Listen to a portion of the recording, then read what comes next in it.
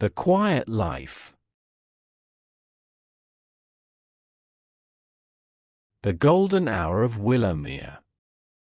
The morning in Willowmere begins not with a sound, but with a color.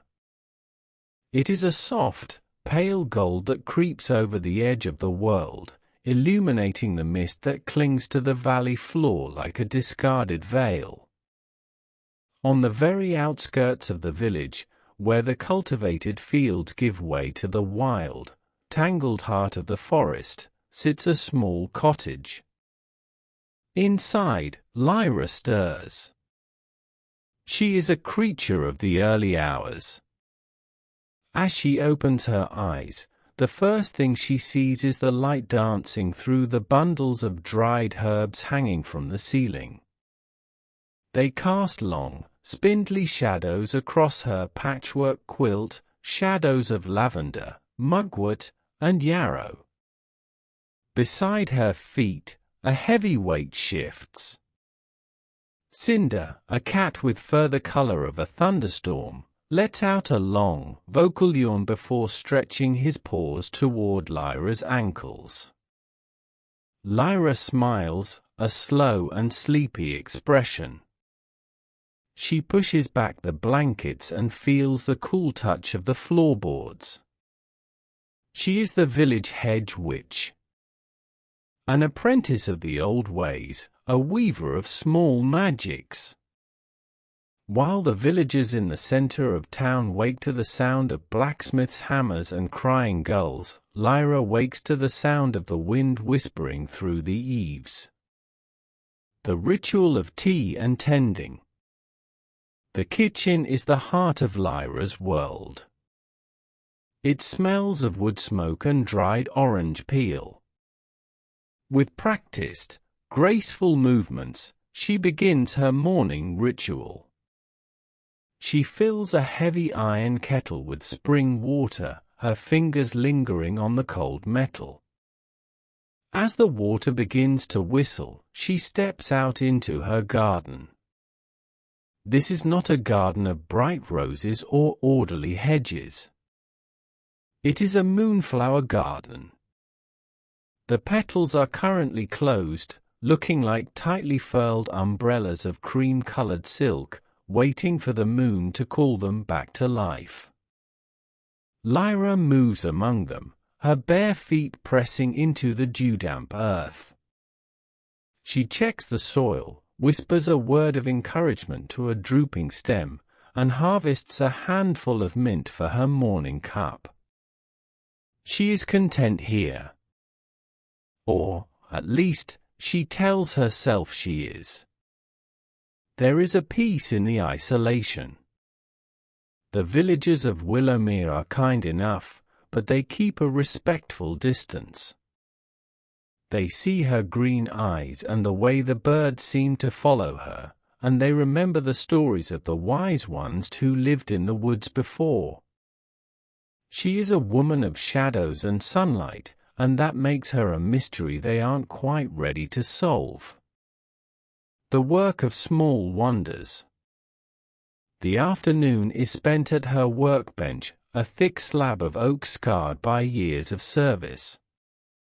Lyra is a weaver of charms. She takes small lengths of twine and braids them with dried berries and polished stones, infusing each knot with a specific intent. 1 knot for a restful sleep. 2 for a safe journey. 3 to keep the frost from the hearth. The work is slow. It is tactile. Lyra enjoys the rhythm of it. It fills the silence that might otherwise feel heavy. Sometimes, she catches herself looking at the empty chair across the table, wondering if there will ever be someone to share the quiet with. Someone who isn't wary of the magic in her fingertips. A sky turned grey. As evening falls, Lyra takes her tea to the porch. This is usually her favorite time of day, the blue hour, when the stars begin to pierce through the darkening sky. She looks up, her eyes searching for the North Star, the anchor of the heavens. But tonight, the sky looks different. The stars aren't the sharp, brilliant diamonds she knows. They look blurred, like a painting that has been smudged by a careless thumb. The constellations seem to be drifting, their light dimming behind an invisible curtain. A deep sense of unease settles in Lyra's chest. The stars are the map of the world's soul, and tonight, the map is fading. The silver arrival. The silence of the evening is broken by a strange, metallic shimmering. A bird, no, a machine in the shape of a bird, descends from the canopy. It is an owl, crafted entirely of burnished silver. Its wings don't flap, they hum with a soft, melodic vibration. It lands on the wooden railing of her porch, its amber glass eyes glowing with an inner fire. Lyra freezes. She has seen many wonders, but nothing like this. The owl extends a leg, to which a scroll of heavy, midnight blue parchment is attached. With a steadying breath, Lyra unties the scroll.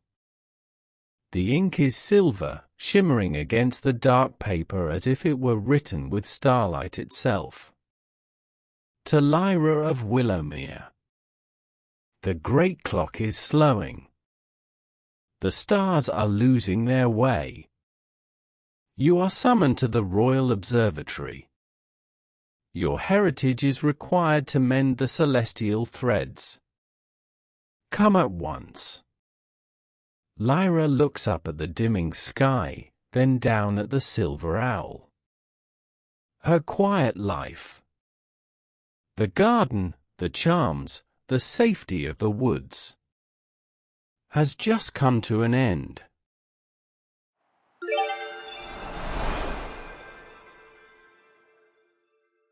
The observatory and first meeting. The world beyond the trees. Lyra's journey began before the sun had fully claimed the sky.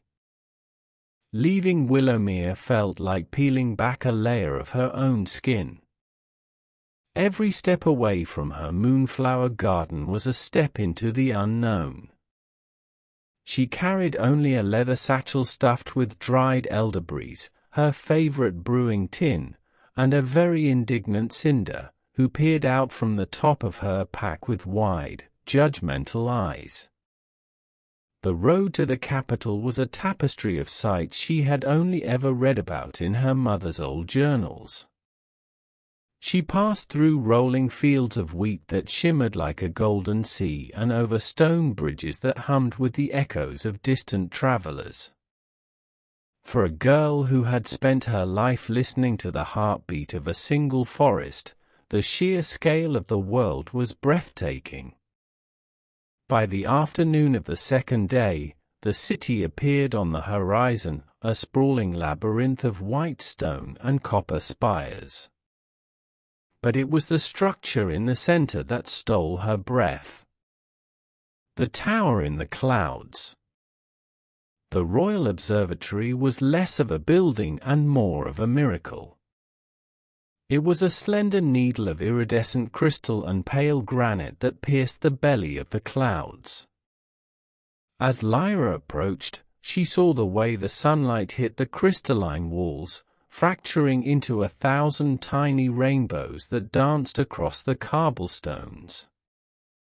It was silent, imposing, and smelled faintly of ozone and ancient dust.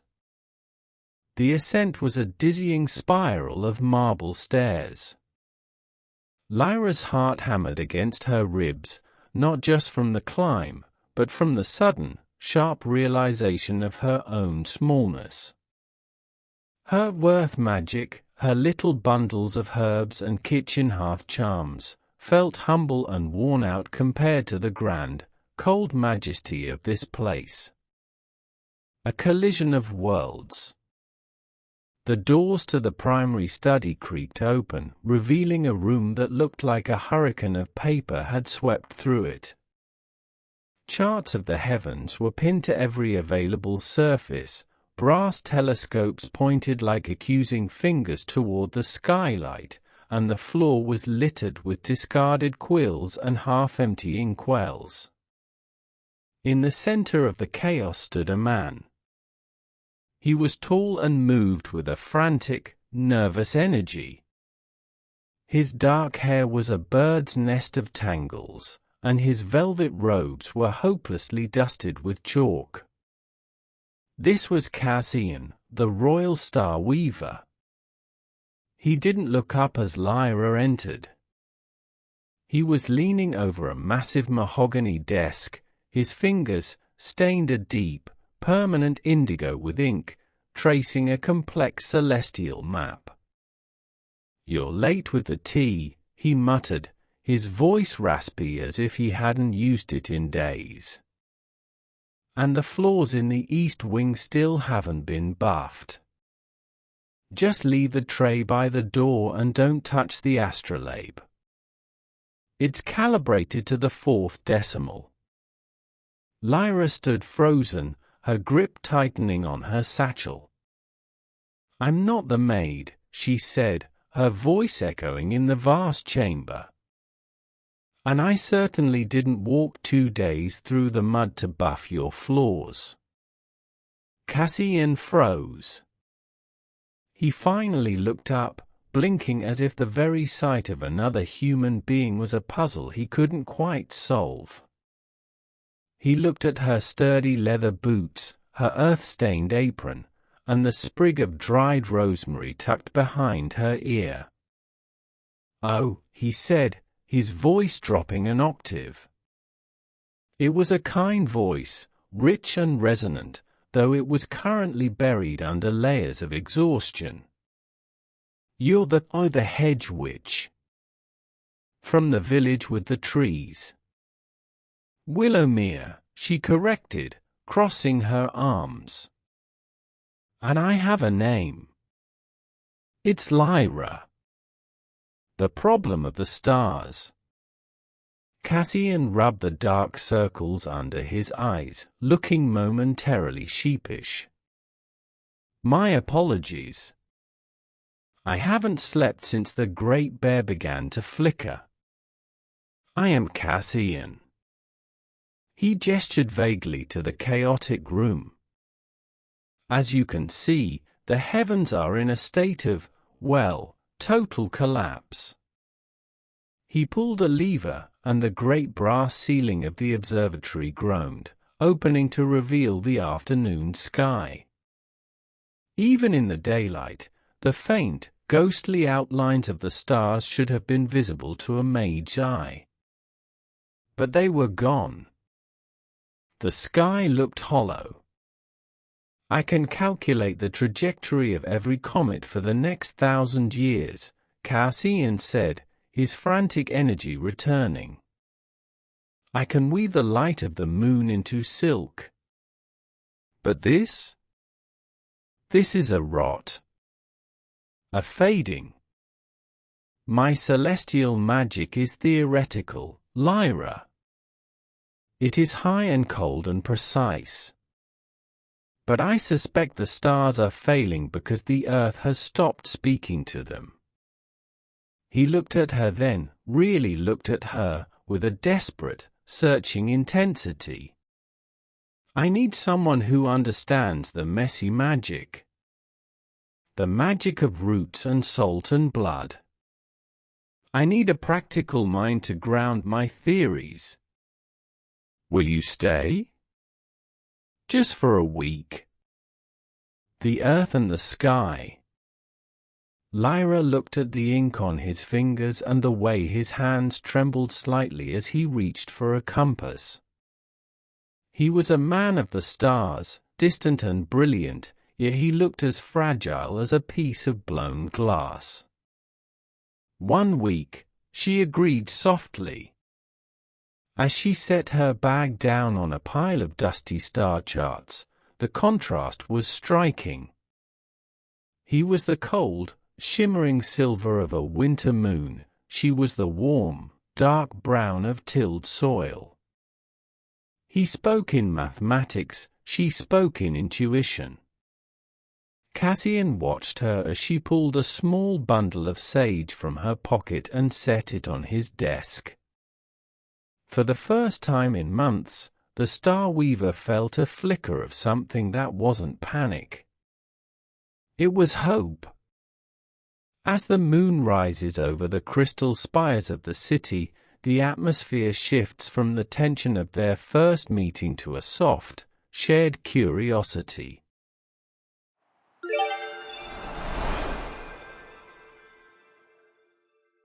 Learning each other's worlds.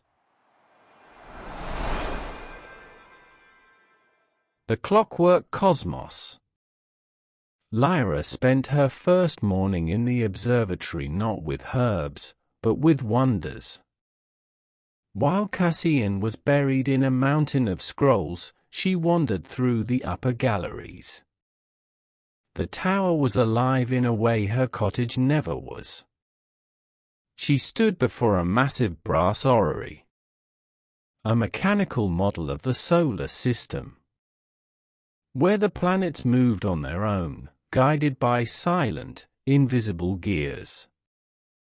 They hummed a low, metallic song that vibrated in the soles of her feet. She looked through a telescope that didn't just show the moon, but revealed the sparkling, silver dust of distant worlds she had no names for. In the library, the books didn't sit silently, they whispered. As she brushed her fingers along their leather spines, she heard the faint, ghostly murmur of 1,000 years of astronomical secrets. It was magnificent, but it was cold. It lacked the smell of rain and the feel of the wind. Metaphors of the soil. Their first working session began at the great table. Cassian was mid-sentence, his voice rising in frustration as he pointed to a series of geometric equations. The alignment of the seventh house is refracting at a 45-degree tilt, he groaned, clutching his hair. The celestial resonance is simply an unspooling. It's a mathematical impossibility. Elara looked at the chaotic lines on his parchment. To her, they didn't look like math. It's like a root-bound pot, she said softly. Cassian paused, a quill halfway to his lips. I beg your pardon. The stars, Elara explained, stepping closer. You're treating them like lights in a box. But they're more like a garden. If the soil at the bottom, the earth we're standing on, gets too dry or too crowded, the flowers at the very top of the vine begin to wither first. They aren't unspooling, Cassian. They're thirsty. Cassian stared at her, his dark eyes wide. He looked back at his charts, then back at her. Thirsty, he whispered.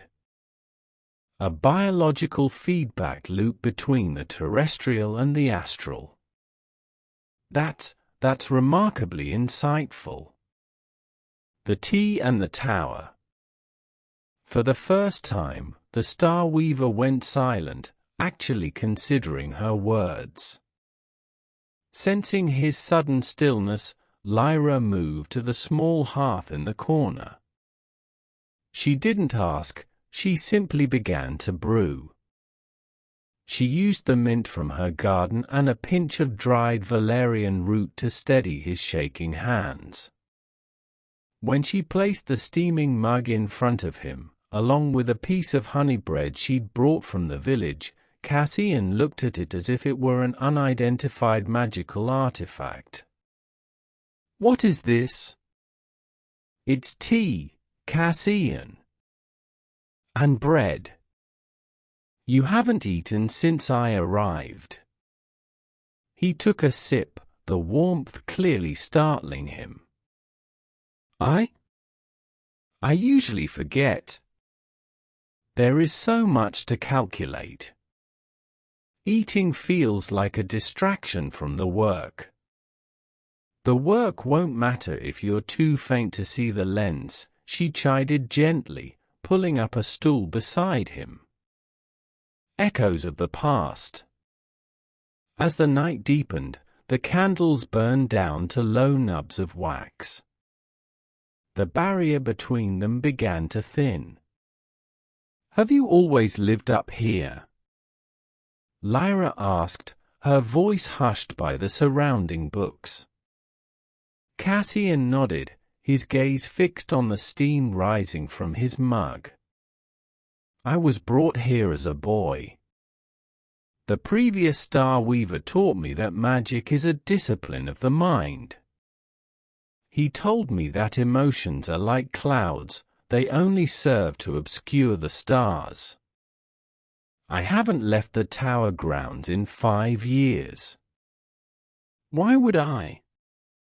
Everything important is up there.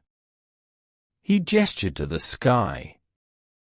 The stars are beautiful, Lyra said, but they can't keep you warm. My parents taught me the opposite. They were healers. They taught me that magic is felt in the blood and the heartbeat. When they passed, I chose the cottage because I wanted to keep their garden alive. I thought solitude was the same thing as peace. She looked at him, seeing the ink-stained hermit for who he was, a man who knew the names of 1 billion stars but didn't know the feel of grass between his toes. The shared vigil. They spent the rest of the night side by side. Cassian tracked the coordinates of the fading constellations, while Lyra matched them to the migratory patterns of the birds and the blooming cycles of the earth. Look, she whispered, pointing to a dip in his chart. Every time that star dims, the coastal lilies in my valley close their petals early. They're connected. Cassian leaned in, his shoulder brushing hers. He didn't pull away. For hours, they worked in a rhythmic silence, two opposites finding a common language in the dark. As the first grey light of dawn touched the library windows, the exhaustion finally won. Cassian's head dropped onto a pile of velvet-bound maps, his hand still clutching a compass. Lyra, her head resting on her arms atop a book of ancient herbology, fell asleep just inches away. Outside, the stars were still dim, but inside the tower, the cold silence had finally been broken by the sound of two people breathing in unison. The atmosphere of the observatory begins to change. The cold, sterile air of the tower is replaced by the scent of damp earth and the warmth of shared secrets.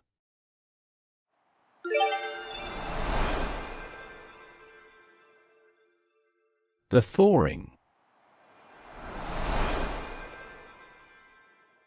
Life in the stone tower. The fourth morning began with a sound Cassian hadn't heard in years, humming. Lyra was moving through the great laboratory, but she wasn't just working, she was nesting. Small terracotta pots of spider plants and trailing ivy now sat precariously atop stacks of star charts. A jar of wild honey stood next to the inkwell. Even Cinder, the smoke-grey cat, had claimed a permanent spot on the velvet cushion of the royal astronomer's throne, staring down Cassian whenever he dared to approach. The chlorophyll is going to interfere with the lens refraction, Cassian grumbled, though his eyes were more curious than angry. The plants are just breathing, Cassian, Lyra replied, snipping a dead leaf from a fern. They like the light in here. And you like having them here, don't you? I find them distracting, he said, turning back to his telescope. But later that afternoon, when Lyra was in the kitchens, Cassian found himself standing before a wilting primrose. He looked left, then right, and then carefully tipped a few drops from his silver water pitcher into the soil, whispering a word he'd heard Lyra use. The great imbalance. By midweek, the research finally yielded a truth. They were hunched over a massive, glowing map of the kingdom, where the ley lines of the earth were overlaid with the constellations of the sky. Look here, Cassian said, his ink-stained finger tracing a jagged line. The connection is severed. The magic isn't disappearing, Lyra, it's drifting. The earth magic and the sky magic used to act like two hands clasped together. But now, one is pulling away. The stars are fading because they've lost their anchor. They're lonely, Lyra whispered, her heart sinking. Just like everything else that stays too far apart for too long. The discovery was a triumph, a breakthrough that should have meant their work was done. But instead of relief, a heavy silence fell between them. If the mystery was solved, Lyra's week at the observatory was nearly over. A dance on the edge of the sky. We should celebrate, Lyra said suddenly, breaking the tension. You've spent your life studying the stars, Cassian, but have you ever actually enjoyed them? She led him out onto the wide, marble terrace that ringed the top of the tower. The city was a sea of flickering lanterns far below, and above, the dim stars struggled to shine. Lyra hummed a folk tune from Willowmere, a slow, swaying melody. I don't know how to dance, Cassian admitted, his face flushing a deep crimson in the moonlight. It wasn't part of the curriculum. It's just walking in circles, only with more heart, she laughed, taking his hands. His hands were large and calloused from adjusting heavy brass instruments, but they were incredibly gentle as they rested on her waist. He moved with a stiff, endearing awkwardness, stepping on her toes twice before finding the rhythm. But as they swayed, the distance between them evaporated. For a moment, Cassian wasn't the Royal Starweaver, and Lyra wasn't the village witch. They were just two souls suspended between the earth and the heavens. The secret heavens.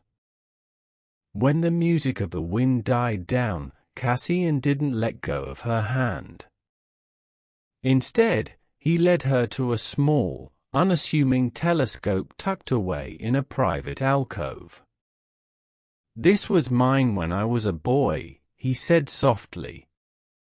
Before I was given the great lens. I used to spend all night here, dreaming of mapping every single star, not for the king, or for science, but so they wouldn't feel forgotten. I thought that if I knew all their names, I would never be alone. He looked at her then, the moonlight catching the silver in his robes and the exhaustion in his eyes. I realized recently that I've spent so much time looking up that I forgot how to look across. I've forgotten how to connect with anyone who doesn't live in a constellation. A lingering moment. Lyra reached out, her fingers grazing the back of his hand. "You're not doing a very bad job of it now," she whispered. The air between them felt thick, charged with the same energy that preceded a summer storm. Cassian leaned in, his gaze dropping to her lips, and for a heartbeat, the world seemed to stop spinning. But then, a sudden gust of wind caught the hem of Lyra's apron, and she pulled away, her face burning. I should check on Cinder," she stammered, smoothing her hair.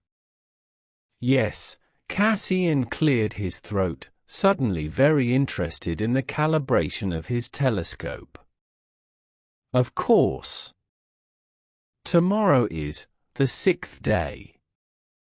Neither of them said the words aloud. "The day after tomorrow, you leave." As Lyra walked back into the tower, she didn't feel the triumph of their discovery. She only felt the coldness of the stone floors and the ticking of the great clock, counting down the hours until she had to return to a garden that suddenly felt much too quiet.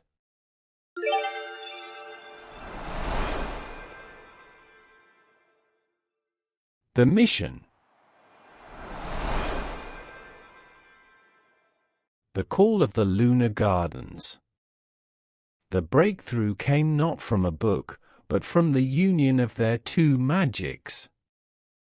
By dripping a tincture of Lyra's moonflower nectar onto Cassian's most ancient celestial map, a hidden path shimmered into existence, a vein of silver ink leading far to the north. "The lunar gardens," Cassian whispered, his voice trembling with a mix of awe and terror. "They are a myth. The place where the first Starweaver and the first Earth Mother merged their powers to anchor the sky. They aren't a myth if the map says they're there," Lyra said, already tightening the straps on her satchel. "We have to go. If the anchor is failing, that's where we'll find the break." Cassian looked at the door, then at his ink-stained fingers. He hadn't stepped past the observatory gates in half a decade. But then he looked at Lyra, at the fire in her green eyes and the way she simply assumed he was brave enough to follow. He took a deep breath and grabbed his traveling cloak. Into the silver wild. The world outside the tower was a sensory explosion for Cassian. Lyra led him through forests of silver birch, where the white bark seemed to glow in the twilight like the bones of the earth. They walked through meadows of night-blooming jasmine that released their perfume only when the sun vanished, filling the air with a scent so sweet it felt like a physical weight. Cassian was like a fledgling bird fallen from a nest. He tripped over exposed roots and stared at common moss as if it were a gemstone. "Careful," Lyra laughed, catching his arm for the third time that afternoon. "The ground isn't as predictable as a star chart, Cassian. It moves. It breathes. It's overwhelming," he admitted, his eyes wide. "Everything is so loud. The colors, the smells.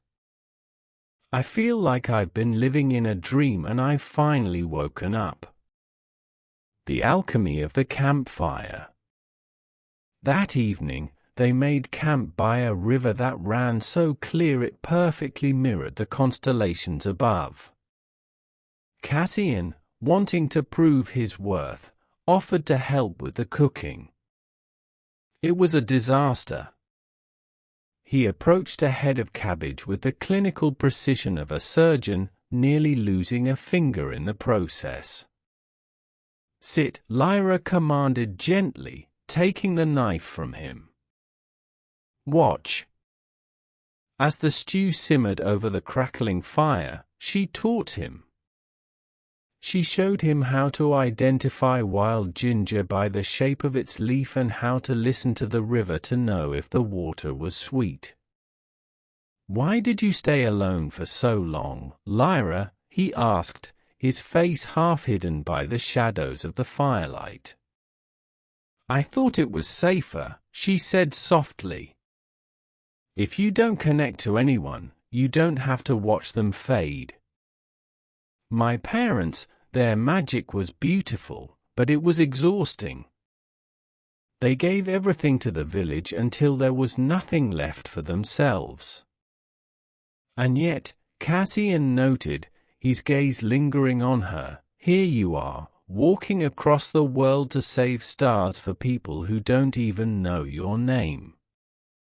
A touch of healing. A small hiss of pain broke the moment. Cassian had reached for a fallen branch and sliced his palm on a jagged piece of flint. "Let me see," Lyra said. She took his hand in hers. His skin was cool, smelling of old parchment, while hers was warm and smelled of the forest.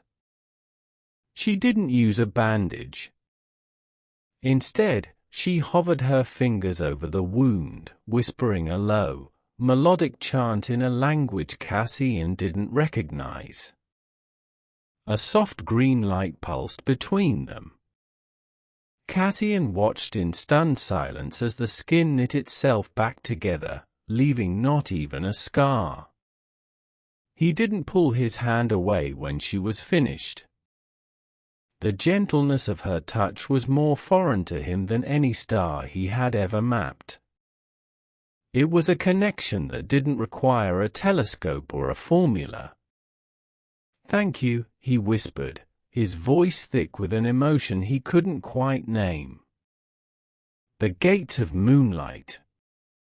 They reached their destination just as the moon achieved its zenith.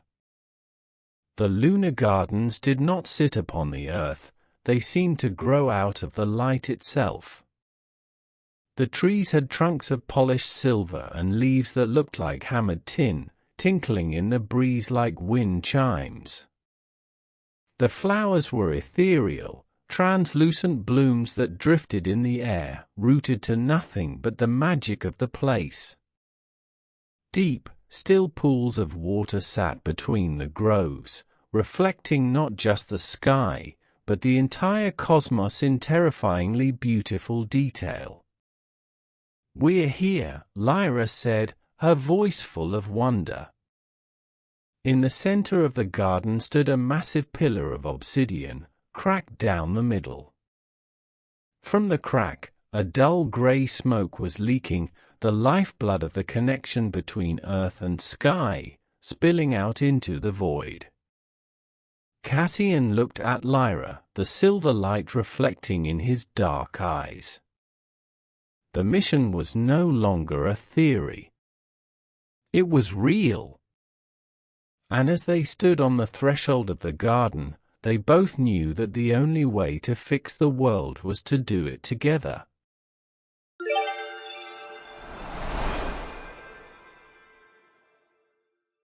The Revelation. The Song of the Obsidian.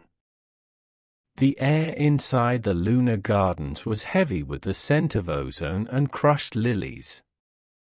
At the center of the grove, the cracked obsidian pillar hummed, a low, vibrating thrum that felt like a heartbeat slowed nearly to a stop. "We have to see the source of the break," Lyra whispered, her voice barely audible over the tinkling of the silver leaves. "My magic to open the Earth's memory, yours to read the celestial intent. We have to join them, Cassian." Cassian nodded, his face pale in the moonlight.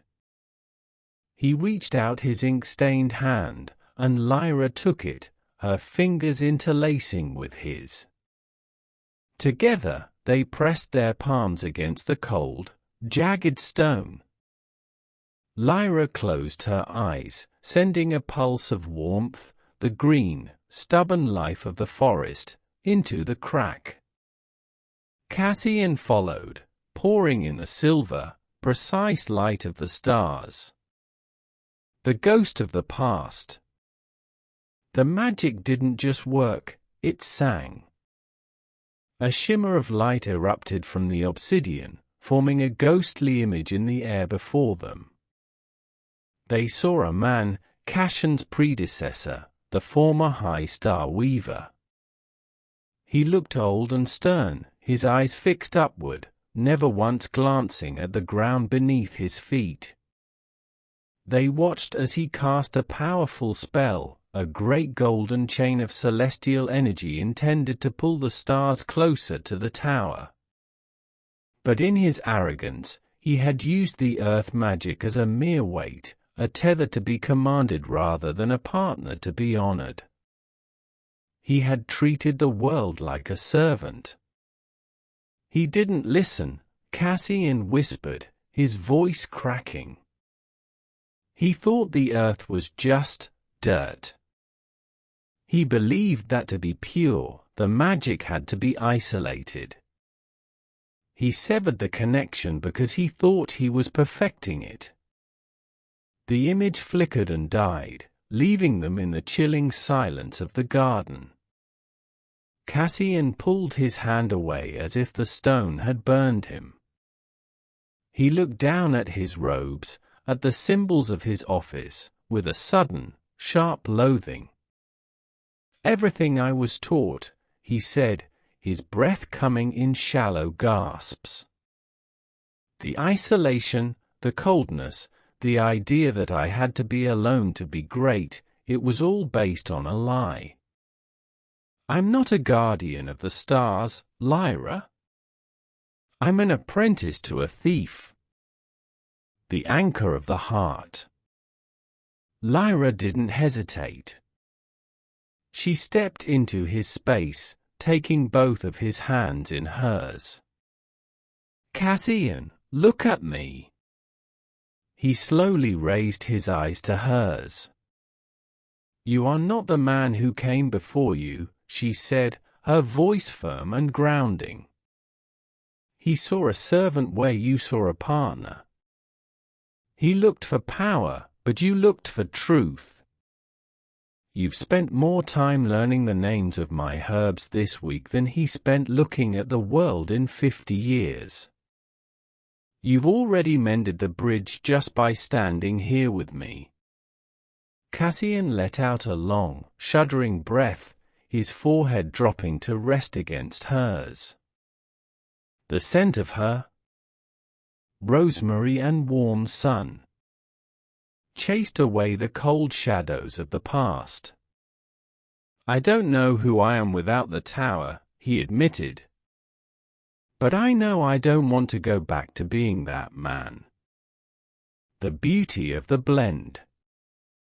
As they stood there, their joined hands began to glow. It wasn't the harsh gold of the predecessor or the simple green of the woods. It was something new, a shimmering, iridescent light that looked like moonlight caught in a spider web. The magic revealed a final truth: their spirits were not just compatible, they were resonant. Where his magic was a map, hers was the journey. Where she was the seed, he was the light that called it upward. Together, their power was a symphony, rare and ancient. "Lyra," Cassian whispered, his hands tightening on hers. "The week is almost over. The stars might be mending, but I don't want you to leave. I don't want the silence again." Lyra felt a tear trace a warm path down her cheek. "I haven't thought about my garden once," she confessed. "I've been happier in this dusty, dangerous week than I have been in years." The interrupted vow. In the heart of the lunar gardens, under a moon that finally seemed to be shining with its full, silver strength, the distance between them vanished.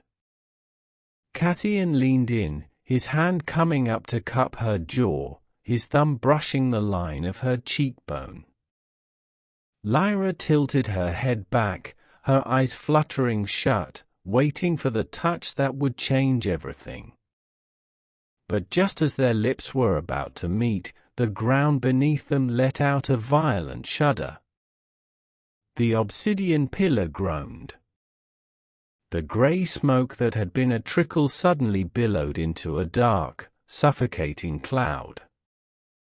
A piercing, metallic shriek echoed through the trees, and the silver leaves began to fall, turning to dull lead before they hit the grass. The imbalance wasn't just a wound to be healed, it was a ghost that didn't want to go quietly. Something was coming for the gardens, and the peace they had found was about to be tested.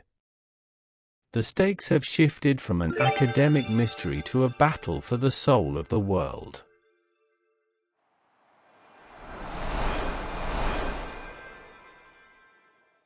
The challenge. The Void Rift.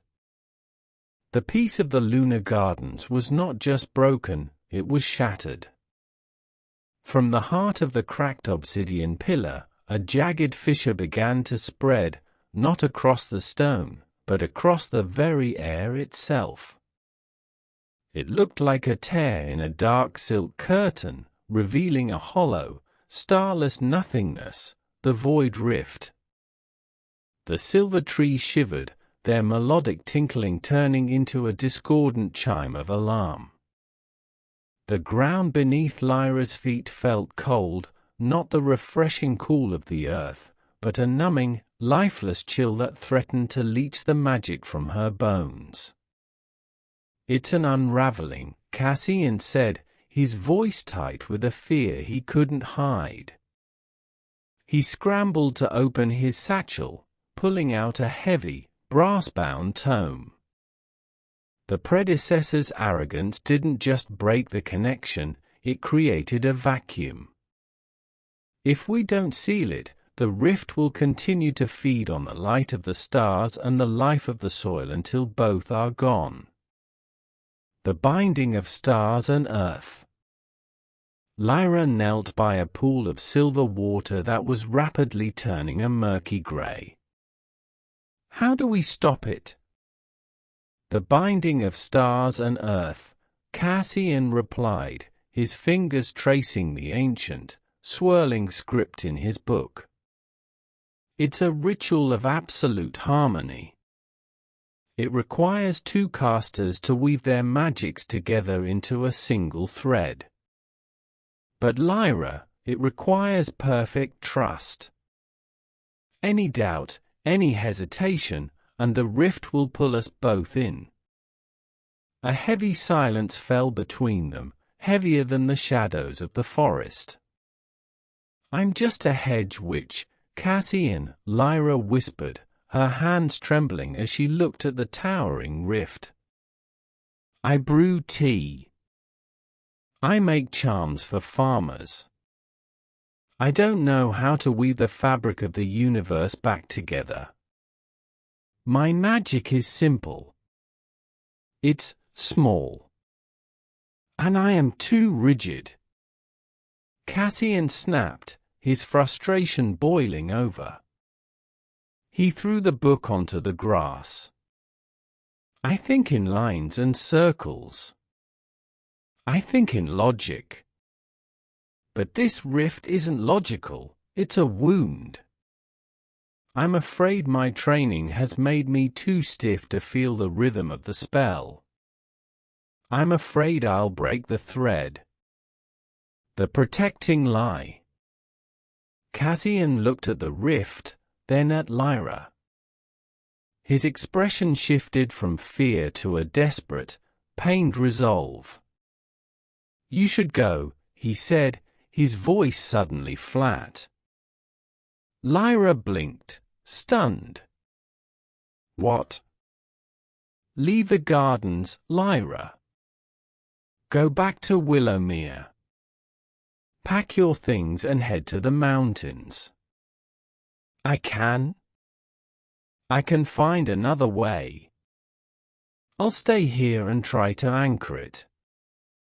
If I fail, at least you'll be safe.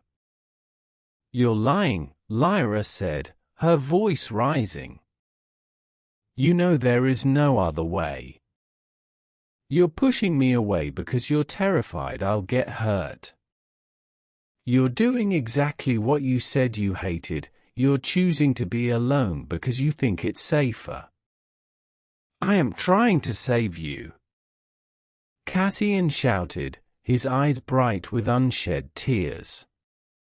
You aren't saving me, Cassian. You're abandoning the only person who actually sees you. Lyra stepped right into his space, her chest heaving.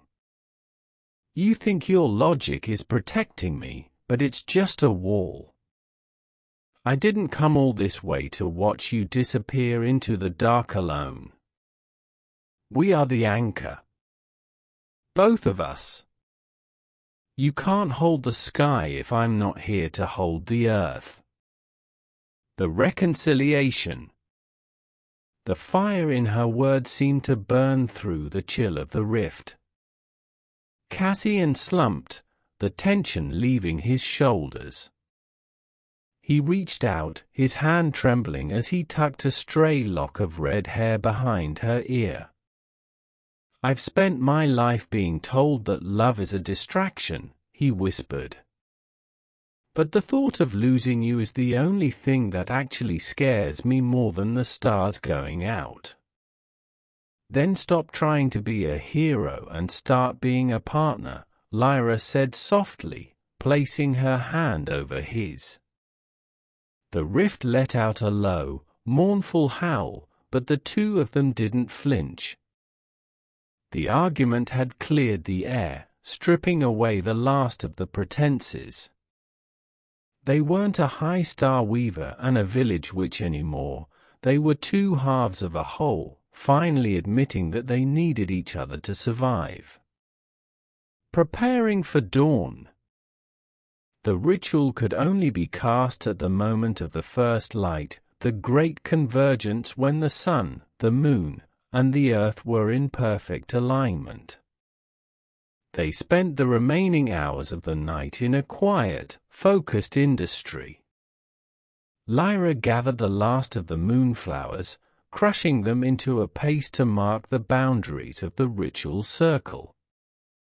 Cassian used his silver compass to chart the precise angles of the fading stars, his movements no longer frantic, but steady. They worked in a comfortable, rhythmic silence, occasionally stopping to share a sip of water or a steadying look. There was no more talk of leaving. There was only the preparation for the dawn. As the sky began to turn from black to a deep, bruised violet, they took their places at the edge of the obsidian pillar. The rift loomed over them, a jagged scar against the heavens, but as Lyra reached out and took Cassian's hand, the light between their palms was stronger than it had ever been. The dawn was coming, and with it, the chance to mend the world.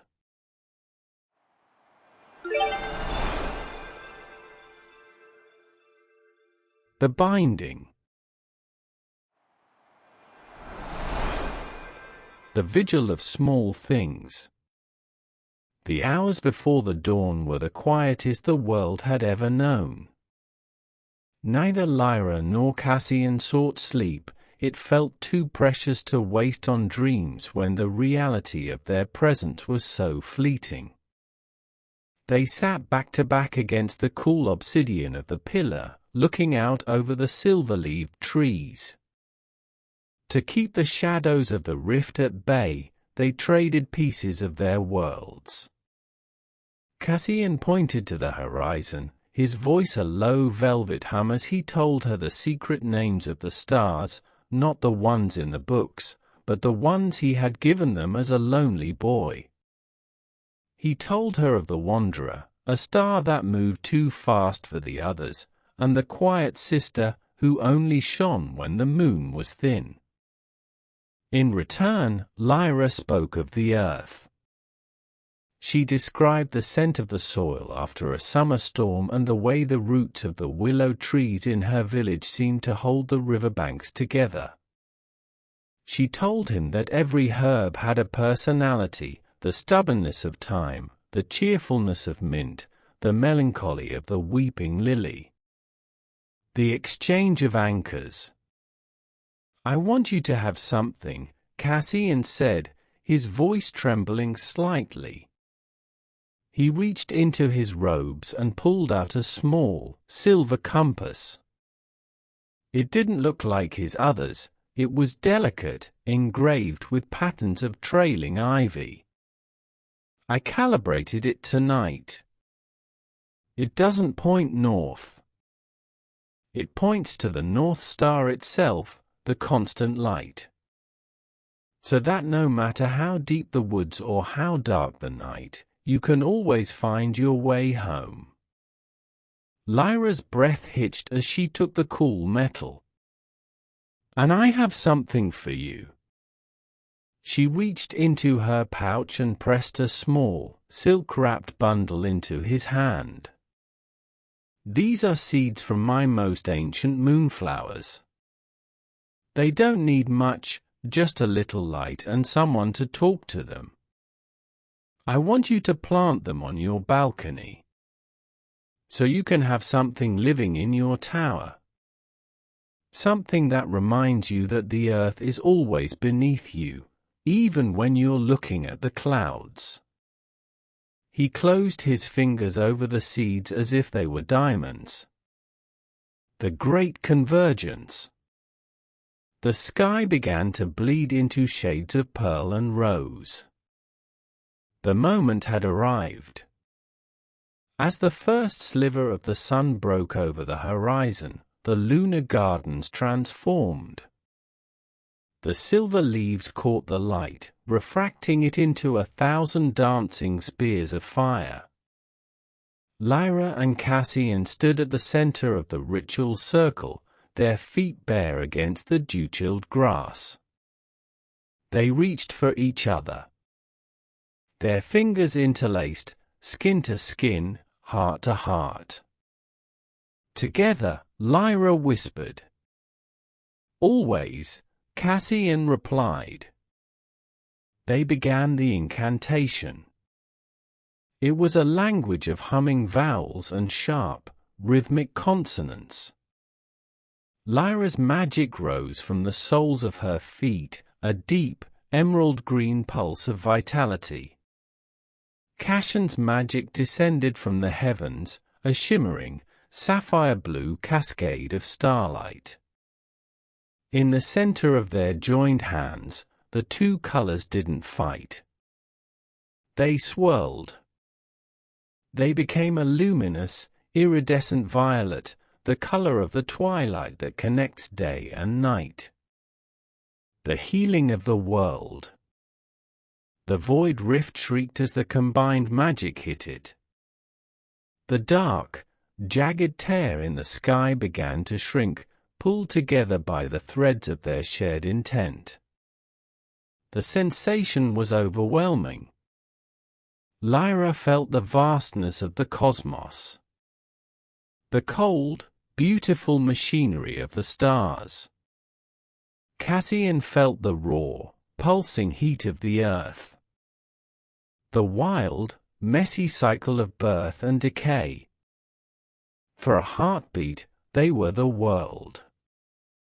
Every root in the forest and every star in the galaxy breathed through them.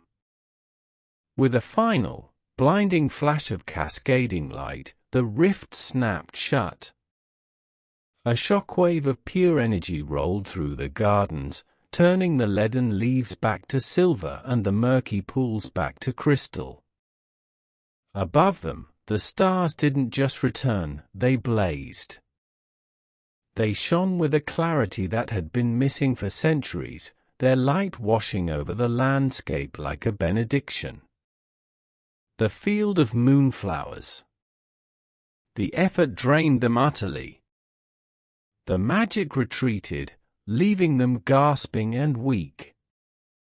They collapsed together onto a soft carpet of moonflowers that had suddenly burst into bloom, their white petals glowing like fallen stars in the morning light. Cassian turned his head, his dark hair tangled with grass, his eyes bright with a mix of exhaustion and wonder. Lyra was laughing softly, her face flushed, her green eyes reflecting the new sky.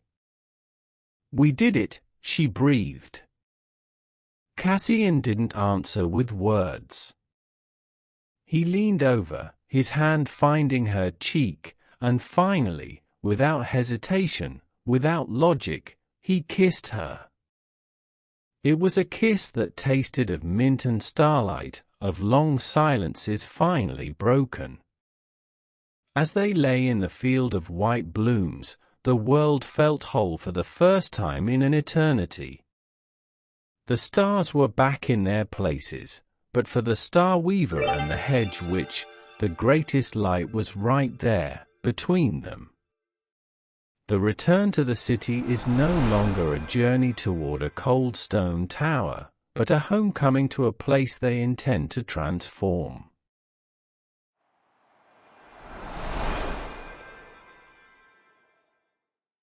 The choice. The Starweaver stand. The royal court was a cavern of white marble and judgmental silence. The high lords and ladies sat in tiers of velvet, their faces etched with the same cold distance that had once defined Cassian. At the center of the room, under the great domed ceiling, Cassian stood taller than he ever had before. He was no longer the disheveled, frantic man Lyra had met. He wore his formal robes, but his ink-stained fingers were steady, and tucked into his belt was a sprig of dried rosemary from Lyra's garden. From the shadows of the gallery, Lyra watched him. When his gaze faltered for a moment, he found her eyes, and she gave him a small, grounding nod. The stars did not fail because of a mathematical error, Cassian's voice rang out, echoing off the crystalline walls. They failed because we forgot the ground we stand upon. We sought to rule the heavens by severing our ties to the earth, and in doing so, we nearly let the world bleed dry. Isolation is not a virtue, it is a cage. The court murmured in shock as he proposed a new era. One where the observatory doors would be thrown open, and where the wisdom of the hedge witches and healers would be held in the same regard as the calculations of the mags.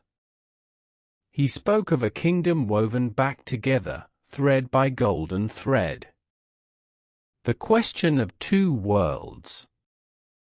Later that night, the grand speeches were over.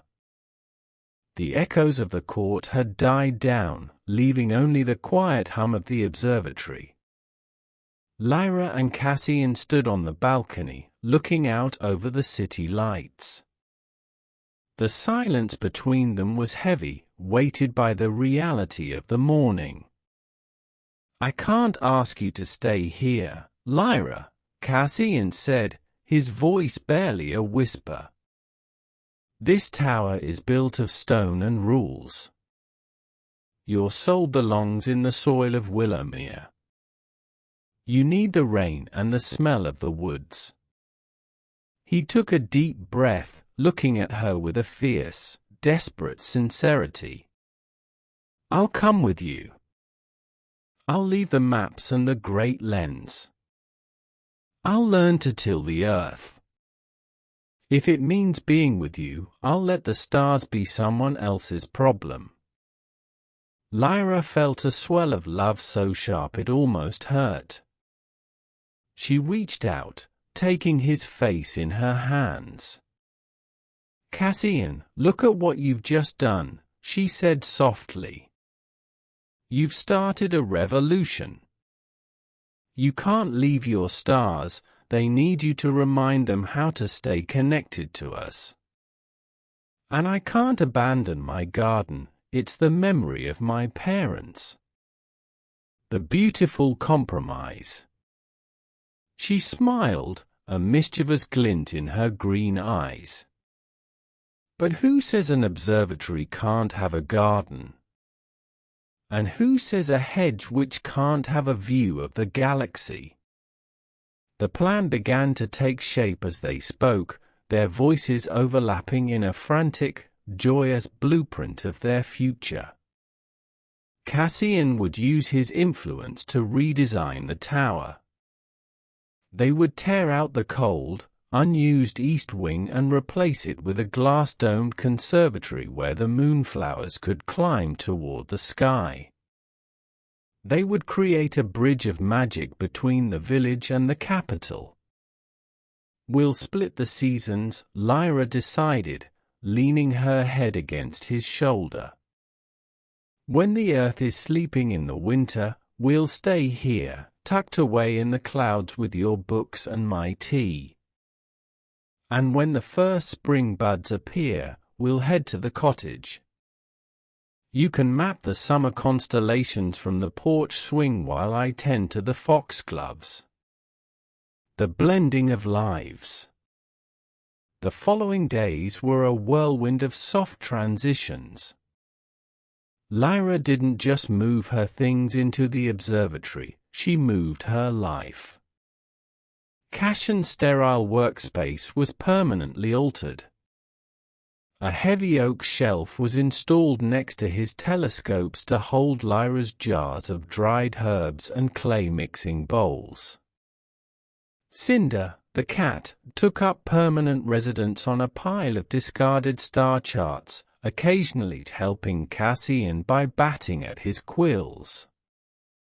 The most profound change, however, was on the balcony.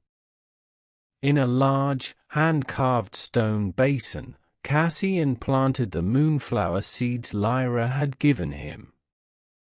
Every evening, before he looked through his lens, he would kneel in his silk robes and check the moisture of the soil. He talked to them, not about mathematics, but about his day, and about the woman who had taught him that the most important magic isn't found in the distance, but in the touch of a hand.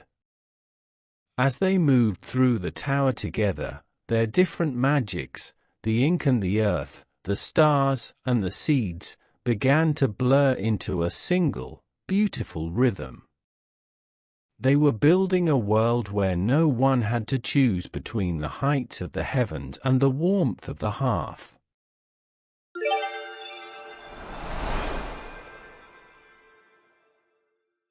The beginning.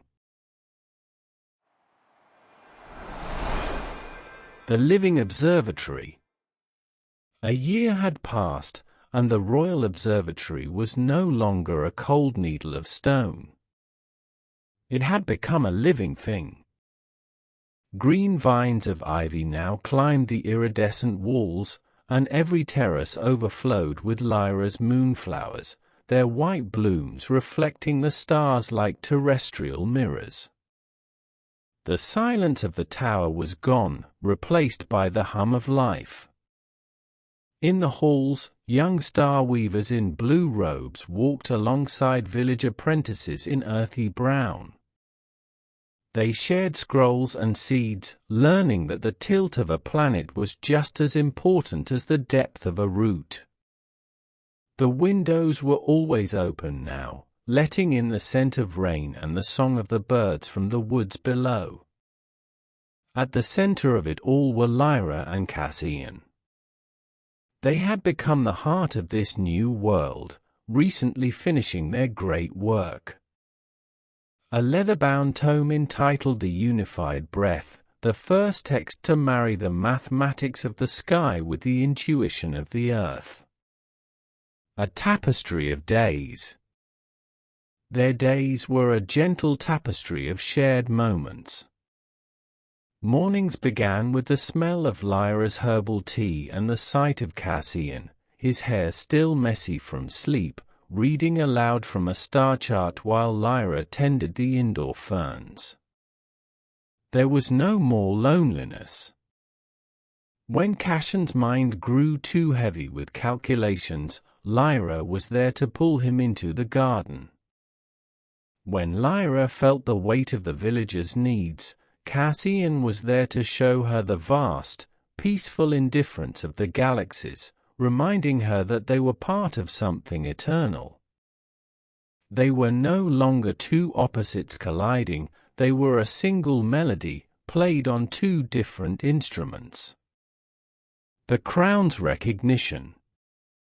There was a ceremony in the Great Hall, a grand affair where the king himself bestowed upon them the medals of celestial merit.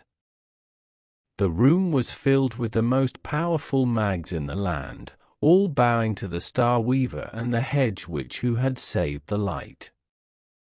But as the king spoke of monumental achievements and cosmic restoration, Lyra and Cassian were barely listening. They stood on the dais, their fingers secretly interlaced behind the folds of their robes. Cassian caught a smudge of garden soil on Lyra's thumb and smiled. Lyra noticed a fresh ink stain on Cassian's collar and winked. To the world, they were saviors. To each other, they were home. The star and the seed. After the festivities, they escaped to their private terrace, the place where they had first danced in the dark.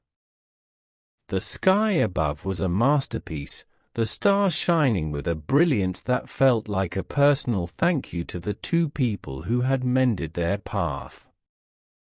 "I have something to show you," Cassian whispered, leading her to his private telescope. "I spent the last month tracking a new cluster in the southern quadrant. It's rare, bright, and stubborn." He smiled, his eyes soft with love. "I've registered its name with the guild. It's called the Lyra." Lyra's heart swelled, but she didn't look through the lens. Instead, she led him to a large circular planter in the center of the terrace. "And I have something for you," she said. As the moon rose, the night-blooming flowers in the planter began to open. They weren't planted in rows. Lyra had carefully placed white alyssum, silver-leafed sage, and blue star creeper in a precise, sprawling pattern. Cassian gasped as he realized what he was looking at. It was a mirror of the silver anchor, his favorite constellation, blooming in the soil. "You brought my stars to the earth," he whispered, pulling her into his arms. The final dance. They didn't need a folk tune or a hummed melody this time. The music was in the wind and the rhythmic ticking of the great clock behind them. They began to dance, their movements graceful and familiar, a perfect conversation without words. Cassian led with the confidence of a man who finally knew where he stood, and Lyra followed with the ease of a woman who knew she was exactly where she belonged. As the sun began to dip below the horizon and the first stars began their nightly rise, they sat together on the stone bench. Cinder, the smoke-gray cat, jumped up between them, purring a low, mechanical rumble that echoed the peace of the tower. "What shall we do tomorrow?" Cassian asked, kissing the top of her head. "Tomorrow," Lyra said, leaning against him, "we have 3 new star charts to verify. And the lavender in the south terrace needs pruning." "A busy day," he chuckled. "A perfect day," she corrected. a reflection of balance. In the quiet of the night, as the world breathed in rhythm with the heavens, one could see the truth of their journey. Love, it seemed, was not found by choosing the earth or the sky, but by finding the person who makes you feel like you are both. It is found in the space between the ink and the soil. It is found in the courage to let someone else's magic change your own.